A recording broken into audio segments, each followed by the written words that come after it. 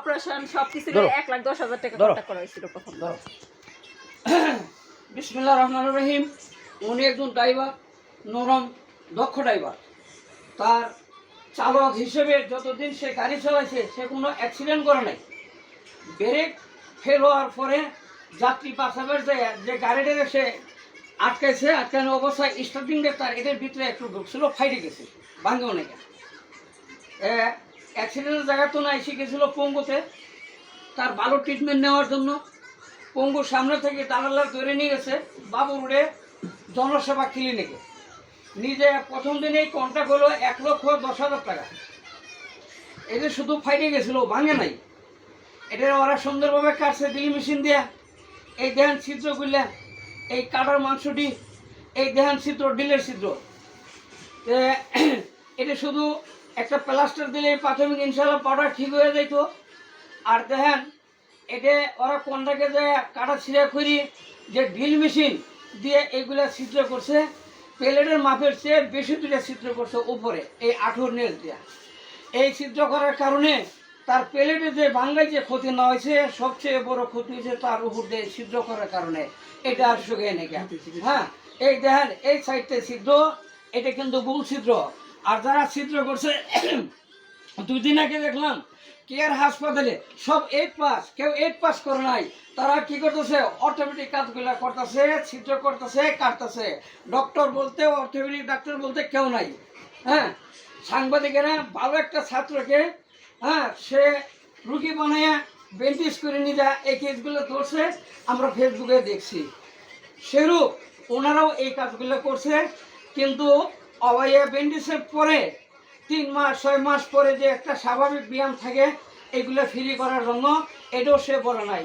1.5 বছর পরে হেমতপুর একটা ক্লিনিকে যাওয়ার পরে একটা ডাক্তার যাওয়ার পর বলছে যে আপনার তো এটা শক্ত হয়ে গেছে, কিন্তু অপারেশনের 6 মাস পরেই আপনার এটা ব্যায়াম করা দরকার ছিল।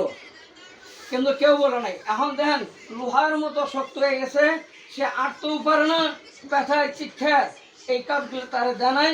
এখন আমি একজন ফিজিক্যাল ডাক্তারদের সঙ্গে থেকে কাজ শিখছি। আমি কাজ বুঝি, কাজ জানি, কাজ করি।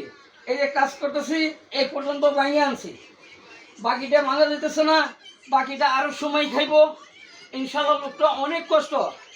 তবে আমি সরকারের কাছে আবেদন জানাই, এই দালাল ক্লিনিকগুলোর সুব্যবস্থা করেন, না হলে অনেক নিরীহ মানুষ পঙ্গু হয়ে যাইতেছে।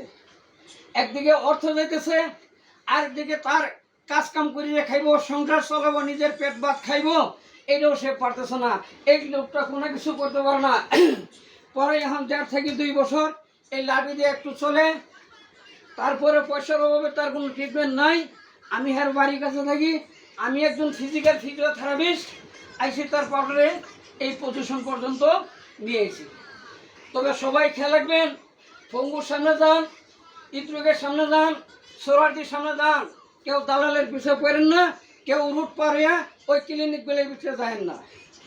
টাকা খরচ করবেন, ভালো মেডিকেলে যাইবেন, ইনশাল্লাহ ভালো ট্রিটমেন্ট পাইবেন। এখন এই পেশেন্টটা ইনশাল্লাহ দেখেন আটে কেমনে, এটা একটু সবাই ফলো করেন। আমার কথাগুলো মন দিয়ে শুনেন, সবারই উপকার হইব। আমি একজন টেকনিশিয়ান হিসেবে বলতেছি, আপনি একটু আটেন, বাইর সাইডে যান, একটু যাই, খালা একটু আসো।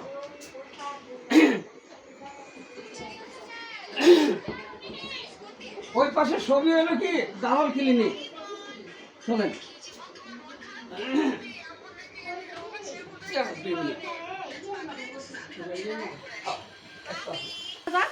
দেখা গেলে মাইসে দেখবো, মুখ তো দেখবো না, দেখা পারেন।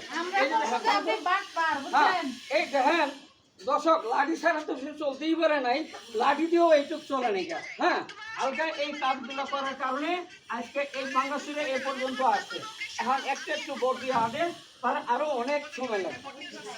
কমপক্ষে 1 থেকে 1.5 মাস সময় নিয়মিত কাজ যদি করতে পারি, ইনশাল্লাহ আমি সময় দিতে পারি, তারপর ওটা 3বার ক্লিয়ার হইব, 1% ডিস্টার্ব থাকবো, ওটা দিন আসবো।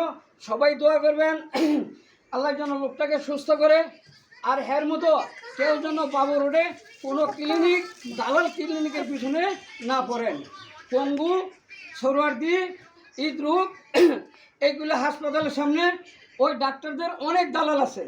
এই মেডিকেলগুলির ডাক্তার, ওইগুলির দালাল, এরা রুগী বাগাই নিয়ে ওই পাশে দেয় কোনটাকে অপারেশন করে। সবার কাছে অনুরোধ করি, কেউ দালালের পিছনে পড়েন না। সরকারকে আমি অনুরোধ করি, আপনারা দেখেন এই ক্লিনিকগুলো কী করে দালালের মারফত রুগীগুলো নিয়ে কী সর্বনাশগুলো করে। একদিকে অর্থ লোড়াই নেয়, আরেকদিকে এদের শারীরিক অবস্থা সব ধ্বংস করে দেয়। চলিফিরি খাওয়ার মতো কোনো অবস্থায় থাকে না। এই লোকটা যদি ইনশাল্লাহ পাউডার ঠিক না হয়, লাঠিটা ছাড়েন একটু আনেন, যদি ঠিক না হয় তার আর কিছু করে খাওয়ার মতো জোগাড় নাই, এখান অবস্থা। তারপরেও এই হালকা একটু ব্যায়াম করার কারণে এই লাঠিটা ছাড় দিছি, পায়ের গোড়ায় ভর দিয়ে এইটুক শুরু হয়েছে। এখন আস্তে আস্তে সবাই দোয়া করেন, আল্লাহ যেন সুস্থ করে। এটি আমার শুভকামনা। শেষ করলাম। ইনশাল্লাহ পাউডার আরও ফির হয়ে গেলে আগামী সপ্তাহে আপনাদের সঙ্গে আবার ভিডিও করে দেখা করবো। লাইন রইল 01950165710, 01950165710। আসসালামু আলাইকুম।